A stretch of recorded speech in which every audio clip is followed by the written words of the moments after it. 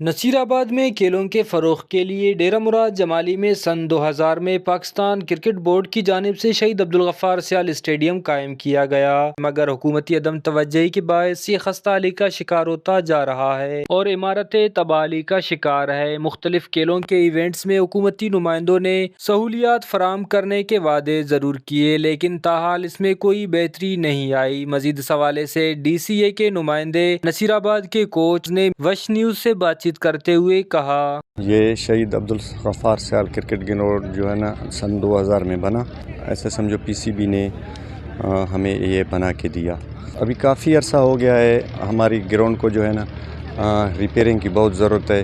ضلعی انتظامیہ اور صوبائی حکومت خاص کر کے اسپورٹس کے جو ہیڈ ہیں، جو منسٹر ہیں، ان سے یہی گزارش ہے کہ ہمارے شہید عبدالغفار کرکٹ گراؤنڈ پر توجہ دی جائے۔ شہید عبدالغفار سیال اسٹیڈیم سے اب تک عبدالباسط جیسے نوجوان کھلاڑی ابھر کر پاکستان جونیئر لیگ میں اپنا نام بنا چکے ہیں۔ اگر اس گراؤنڈ میں بنیادی سہولیات فراہم کی جائے تو یہاں سے مزید کئی باصلاحیت کھلاڑی سامنے آ سکتے ہیں۔ ڈیرہ مراد جمالی کے ڈی سی اے کے عہدیداران، کوچز اور ٹیموں کے اونرز نے پاکستان کرکٹ بورڈ، محکمہ اسپورٹس اور حکومت بلوچستان سے مطالبہ کیا کہ وہ اس اسٹیڈیم کی بحالی اور سہولیات کی فراہمی پر فوری توجہ دے۔ کیمرہ مین معشوق رند کے ساتھ ریاض بلوچ، وش نیوز، نصیر آباد۔